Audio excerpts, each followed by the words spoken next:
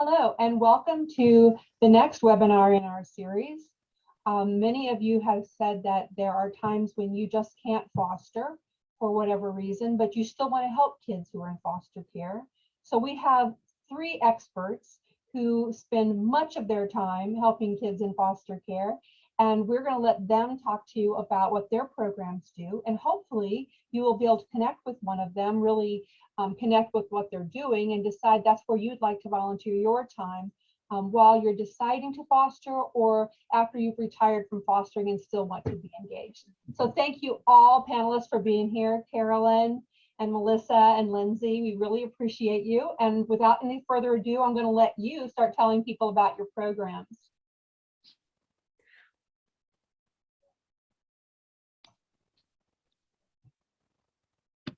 Awesome. I think that means I'm up, and I am Melissa O'Neill, and I have the tremendous privilege of coordinating the court-appointed special advocate program for the state of Virginia. And I work for the Virginia Department of Criminal Justice Services. And our agency has the regulatory and administrative oversight responsibility for 27 local CASA programs in the state of Virginia. And if you want to go ahead and advance the slide, that'd be great. No, we're just doing introductions right now, Melissa. So oh, I'm so sorry. That's okay. So let's get Caroline to do her introduction.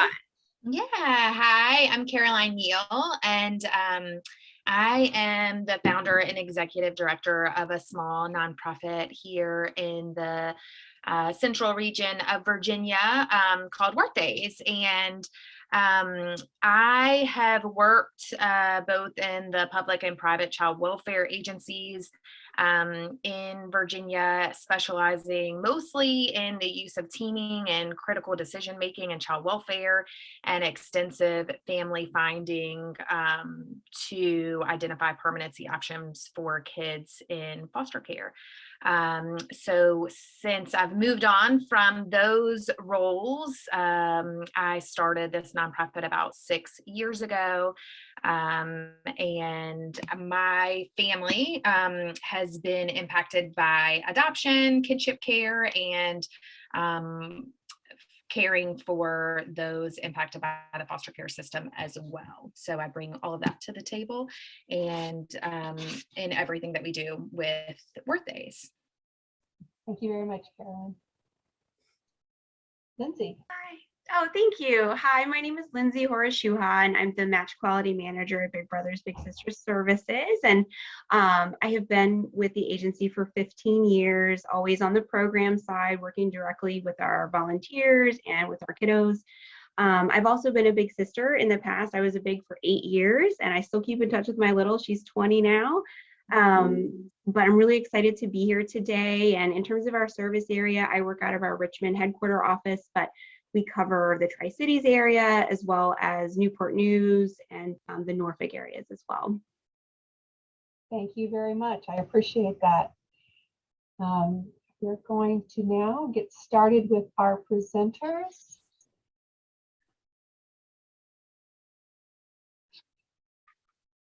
Okay.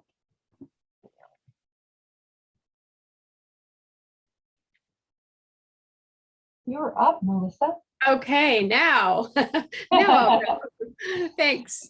So as I mentioned, I get the privilege of working with all of our CASA programs across the state. And we have 27 CASA programs.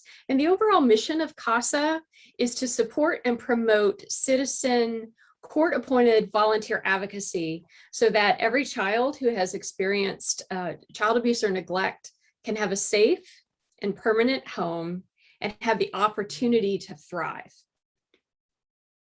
So the next slide. So there are, as I mentioned earlier, the duties of a CASA volunteer are articulated in code, and our agency has the oversight and responsibility for our CASA programs. And so our CASA programs are regulated, and they also have standards. And our job at DCJS is to help our programs stay in compliance with those standards. And they're they're quite voluminous in terms of what the standards are, and the regulations aren't as voluminous, but the duties of a CASA volunteer are actually in the code. And this slide talks about what does a CASA volunteer actually do, which is, if you're interested in becoming a CASA volunteer, I would assume that this would be something you'd be interested in knowing. So a CASA volunteer is appointed by a juvenile court judge, and that's the only way a CASA volunteer can become involved in a case. So a case has to go to court, and then a juvenile court judge decides that the court could benefit from having a CASA on the case. And so the first thing that a CASA volunteer does is they investigate the case. And that word investigate's a little bit ominous in that what they actually do is they gather information, and they provide that information in the form of a fact-based report, which is the second duty of the CASA volunteers, to submit that report to the court. And the report may, at the request of the court, include recommendations based on what's in the best interest of the child. And then the third duty of the CASA volunteer is to monitor the court's orders. So once that first report is submitted along with everybody else's input, so you've got the social worker, you have the various attorneys, you have the guardian ad litem, everyone who is has an interest in that child, they're going to all submit what they think is in the best interest of the child, and then the judge is going to make the decision. And then there will be court orders that will be entered. And so the CASA's responsibility is to monitor the court's orders for compliance and then submit additional reports. So for every hearing, the CASA volunteer is going to submit a report with recommendations if the court so orders. Currently, all of our judges ask for reports to have recommendations.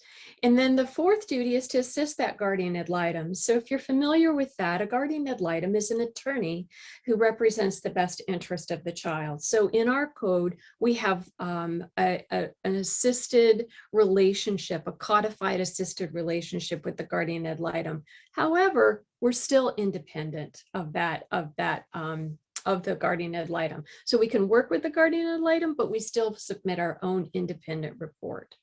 And then the last duty of a CASA volunteer is we are a mandated reporter. So if we suspect that there's been any abuse or neglect, we are required to report that to DSS. So the next slide talks about how do our CASA volunteers make a difference? Beyond just being a person who is working with that child and the family, as a volunteer, a lot of times the families and the children will, open up to a volunteer just simply because they understand that that person's there because they don't have to be. So there are some intangible things that CASA volunteers offer to the mix, in addition to being, someone with some different life experiences that they are bringing to the mix. But some of the data that we track last year, overall in the state, 84% of our recommendations were accepted and incorporated into judicial court orders. And then one of the other things that we've really been talking a lot about is the importance of having one consistent person in the life of a child. When we look at resiliency, and I bet my colleague with Big Brothers Big Sisters has a lot of information about this, but just having someone who's stable and throughout the life of a case is so important. So 80% of the children had one CASA volunteer assigned throughout the duration of their case. And then the next thing that we have information here is, how do you get involved? So the most important thing is to contact the local CASA program that's in the area that you serve. I mentioned we have 27 programs. We don't have CASA programs in every locality.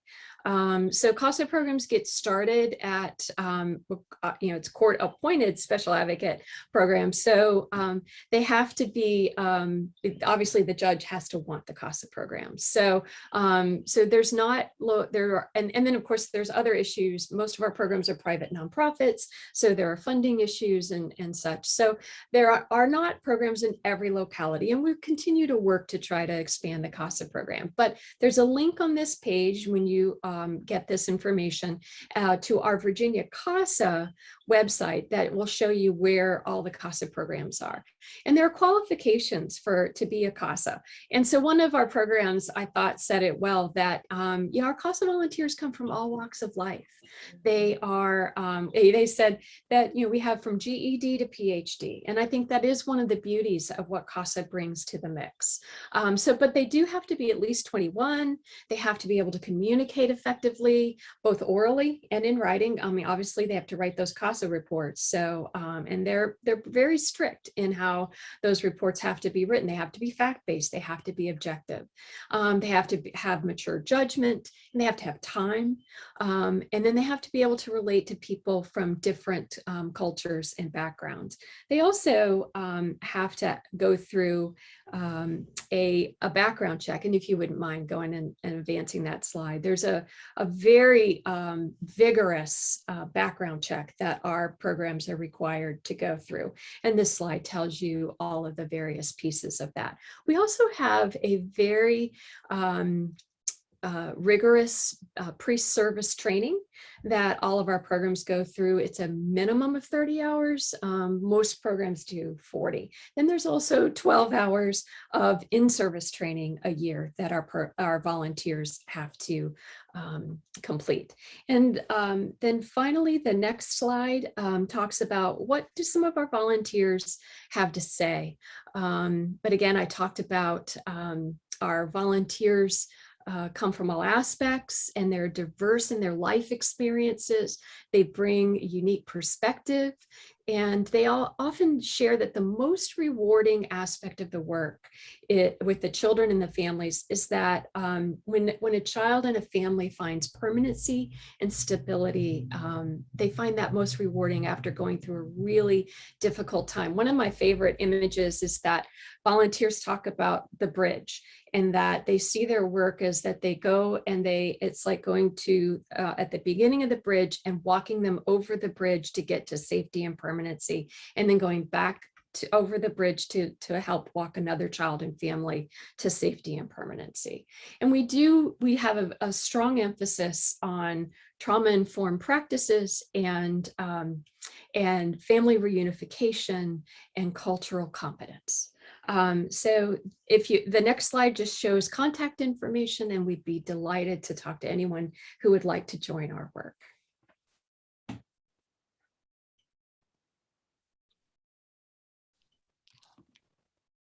Thank you. I am trying to get our next presenter up here.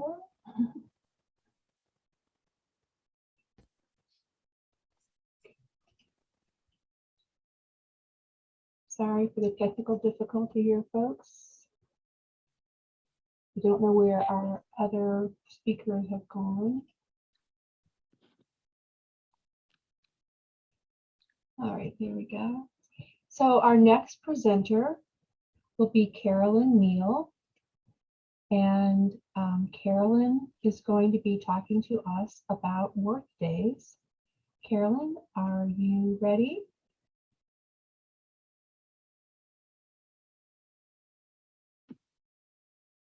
I can't seem to start my, oh, there we go. Okay, there I am. We're on. Okay, thanks for including us in this opportunity to share. Again, my name is Caroline Neal, and I'm from Workdays. We are very different from CASA, but with lots of the same end goals. And our mission is to mobilize the community to ensure that those impacted by the foster care system know that they're important, worthy, and celebrated. I shared earlier that I previously worked largely with the public child welfare system and with kiddos in foster care. And one of the things that I saw often was a tangible need that kids in foster care, typically those who are in congregate care settings, aren't celebrated on their birthdays. So I actually happened to work with a young man who was turning 16. He was in a treatment center, and I had really, as his social worker, been his only consistent person in his life for several years, and he actually didn't happen to not have a CASA.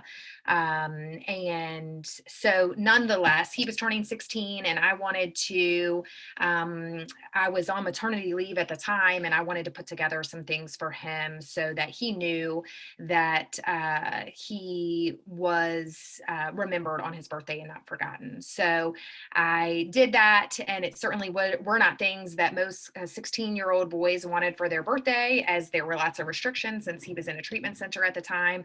But I put those in the mail to him because he was in a whole nother part of the state at the time. And then I called him on his birthday, and the folks at the treatment center said, well, he actually can't talk because he's already used his 10 minutes of phone time for the day. And that and his story kind of led to the creation of Worthdays.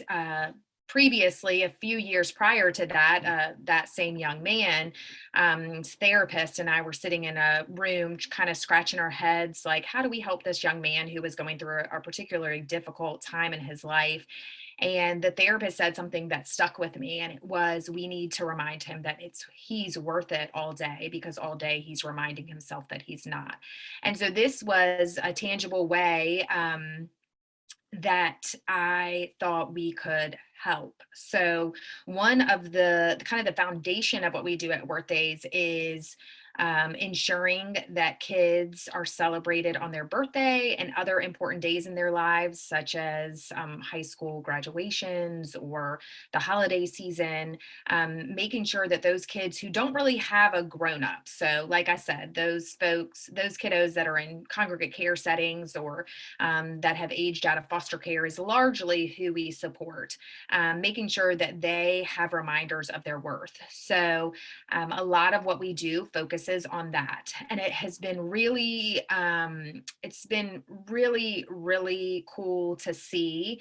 When I was in the system, kind of in the trenches working as a social worker, it was challenging because oftentimes it felt like, you know, your average person didn't realize that there were young people and families right here in our backyards that had these needs that were going unmet. And so it's been really, really cool to see that when people realize what the needs are of the system, those unmet needs, that they are largely and overwhelmingly willing to meet those needs. And so Worthdays has kind of morphed into, also, in addition to birthdays and celebrations and kind of engaging people through that back door, we have also moved into meeting otherwise unmet needs of the system. And that is, can really be all kinds of things. There is a lot of funding streams that lead to the foster care system, but there are lots of times where certain needs, there's just not a way to pay for them for kids in foster care. So we also use the support of the community and individual donors to meet into those otherwise unmet needs. And I can give you some examples of those. They really can range. For example, we recently helped two sisters that had aged out of foster care who were receiving services through Fostering Futures, who didn't have beds. So they were just sleeping on the floor. So we were able to purchase new beds and mattresses and bedding for them. We had the opportunity to help a mom who had three siblings, three kiddos who were returning to her care. They had been in foster care for 2 years and they were returning to her care. The social worker had done a beautiful job of identifying some items and things that would really help this family as they worked on reunification. Really tangible things such as night lights for the kids' rooms so that they would feel safe. Some books for mom on trauma. There were games and things to support learning more and practicing emotional regulation for the family together. They were reunifying at the beginning of the summer, so the social worker had identified some things, just some family fun things that they could do together, again, to support their bonding and coming back together as a family after a few years separated. Another example of an unmet need was a young man who had aged out of foster care, and he was in a college. He was at college, and he needed a fairly expensive laptop. A lot of times agencies can purchase laptops for kids in care, but this was a specific laptop that he needed for his major. And the agency asked if we would be able to support that. And I remember writing in the card something about, that I knew that with this laptop, he would do amazing things. And later found out that he actually started a group at his university that supports, it was essentially a student club that was specific to students at that university that had aged out of foster care. So they worked to support each other, and they also did philanthropic things to support the foster care community. So we thought that was really cool. So those are some examples of otherwise unmet needs that we assist with. We also do agency specific needs that might need to be met. We, along with a couple of other organizations, transitioned a Child Protective Services intake room into a trauma-informed space a couple years ago, which was a really cool project. And essentially, we were able to use feedback from youth who had been in foster care and experienced the removal process, along with social workers who often are there with kids that are experiencing a removal, to work on making that space more conducive to the needs during that traumatic experience for kids. So when agencies have projects like that, we are sometimes able to meet those needs. And so that is kind of the bulk of what we do now. We oftentimes hear, like I said earlier, it's kind of a nice way for those who maybe aren't ready to foster yet, but who really have a heart for that community. It's an easy way to get engaged. And a lot of times what we hear from our volunteers is that they may simply help by sponsoring the birthday of a young person in foster care, and they get really connected to that project and realize, wow, kids in foster care are just like any other kid. And, I think I would like to get more engaged. And so that has been really amazing to see. We have had people that started simply by celebrating the birthday of a kiddo in foster care that go on to adopt a waiting child in foster care, and go on to support the system in other ways. We oftentimes connect people to things like becoming a CASA volunteer or other ways of engaging in the system, because there are so many ways to support this system, and it really will take all of us to make a positive impact on the system. So I wanted to share about how to get involved. Really, the easiest way is to head over to our website, which is worthdays.org. You can also email me as well. And we always our needs for volunteers are always shifting. The one that we always have is celebrating kids for their birthdays, because those are all year round and always available. So we have lots of information on our website about how to get plugged in, and also share lots on our social media channels as well about that. And I think I think the next slide has a quote from one of our volunteers, but I've basically kind of already said this, that we often hear from volunteers that they are excited to make an impact and get engaged with the system when otherwise they felt like they weren't able to. So I think that's it for us. Thank you very much, Caroline. We appreciate you doing that for us today.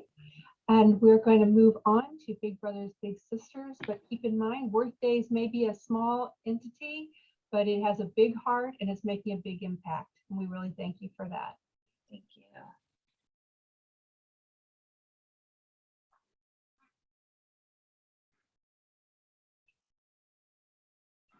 All right, Lindsay, are you there with us, dear?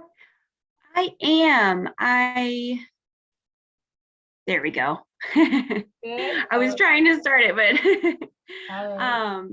well, thank you so much. Again, my name is Lindsay Horace-Shuha, and I'm the Match Quality Manager at Big Brothers Big Sisters. So, here locally, we are affiliated with Big Brothers Big Sisters of America. And Big Brothers Big Sisters has actually been around since 1904, and we've been active in Richmond since 1962. And our mission is to create and support one-to-one mentoring relationships that ignite the power and promise of youth. And so I think that the concept of our program is really very simple. It's just about pairing a caring, consistent volunteer with a child who needs or wants a mentor. And so we have two core programs that help us to achieve that mission. So we have our community-based program, and that program is kind of the more traditional, what folks think of when they think of Big Brothers Big Sisters. This is when our volunteers are paired up with a child in the community. They drive to their home, pick them up, and take them out to do activities. And it's on a consistent basis, so it averages out to about 9 hours a month, but it usually is around 2 to 4 outings per month. And of course, we've had to get creative during the pandemic, but that's kind of the average that we're looking at. And we really do try to promote free and low cost activities, things like going to the park, the library, that kind of thing. It really is just about that time spent together, because as we've seen, the theme of today really is that having a consistent, caring adult in your corner to a kiddo is just, it really can make the biggest difference. So that's our community-based program. And then we also have our site-based program. And so with that one, our volunteers commit to meeting with a child strictly at their school. So it's typically, during the school day, only when school's in session. Previously, before the pandemic, we were doing an hour a week. So it's typically like every Tuesday from 12 to 1 during the child's lunch and recess time. We are now finally getting back into schools with all the safety, protocols in place. And it's a little bit less now, but I think, as things tend to, hopefully improve, our bigs will be able to spend more time with their littles in schools. And so with that one, as I said, you would meet with the child during their lunch and recess time, so it's not interfering with instruction time, and you would do things like play board games, reading together, or maybe go to the playground. Really just, again, it goes back to spending that time together. Both our site and community-based programs have equal positive outcomes for our kiddos.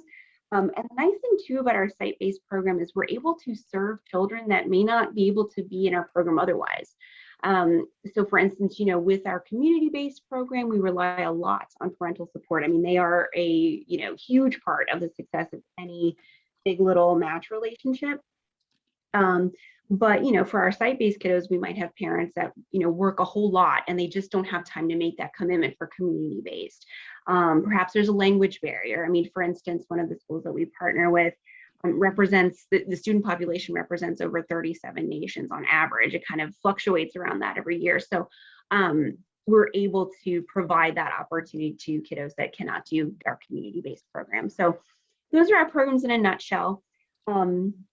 And I wanted to say too, we, as I said, we are affiliated with Big Brothers Big Sisters of America. And so through individualized coaching that we offer to our bigs and littles from our staff on a regular ongoing basis, in addition to survey administration, we'd be able to kind of see how our program really works and what those positive outcomes are.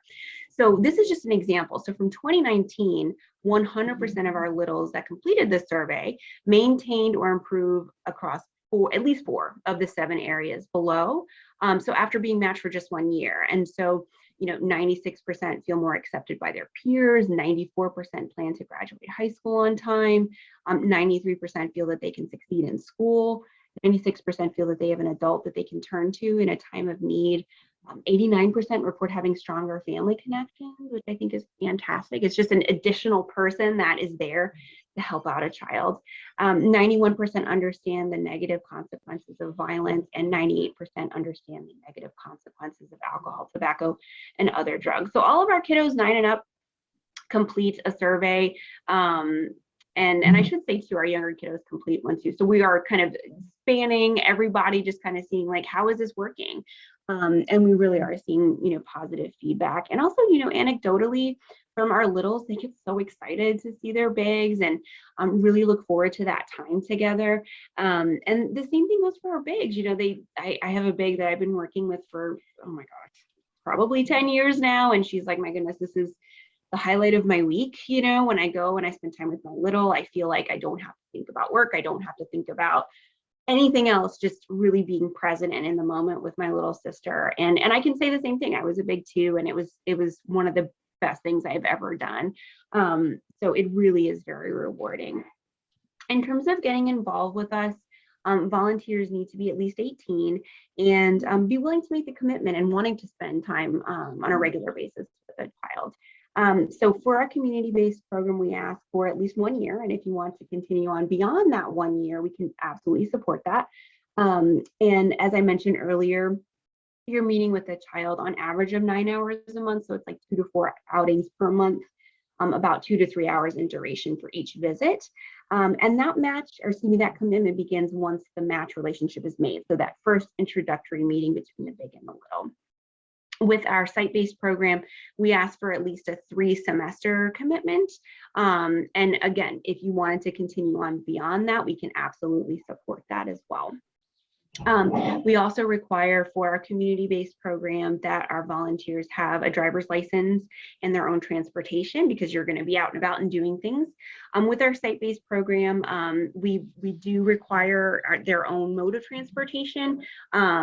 So, sometimes I've had bigs that are in college and they ride their bike all the way to a school in the site-based program.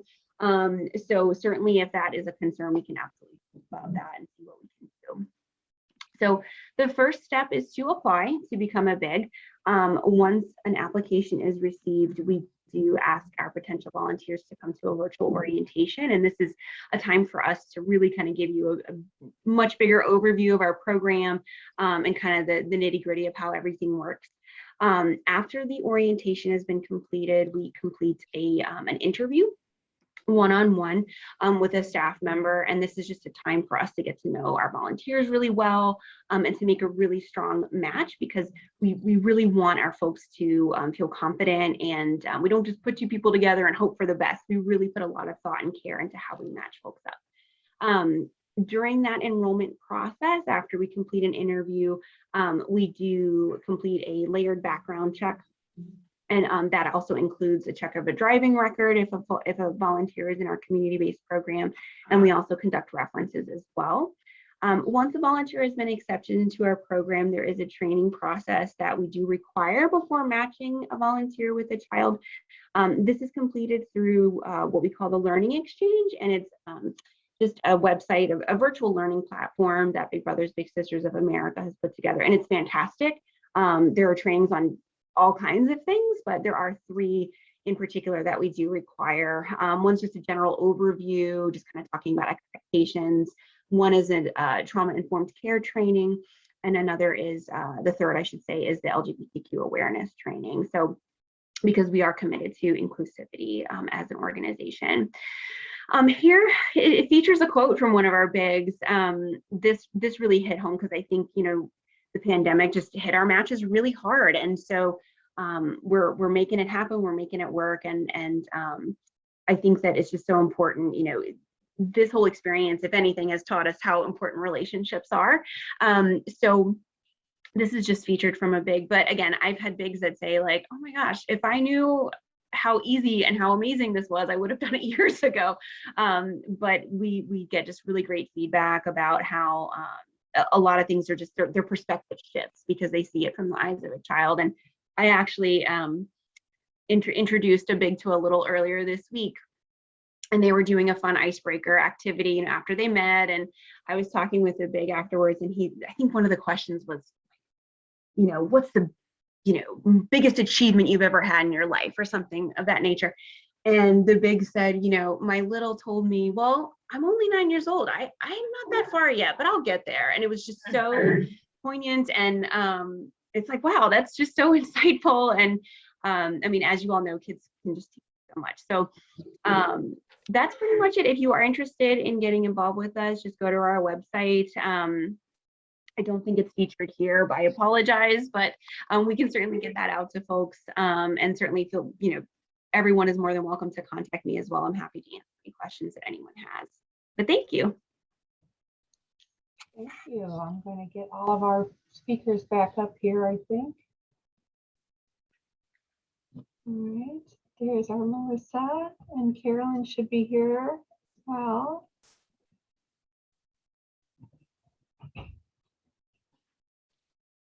All right, so thank you everyone, Carolyn, Melissa, Lindsay, and to all of you out there who are considering whether or not you can make a difference if you can't foster.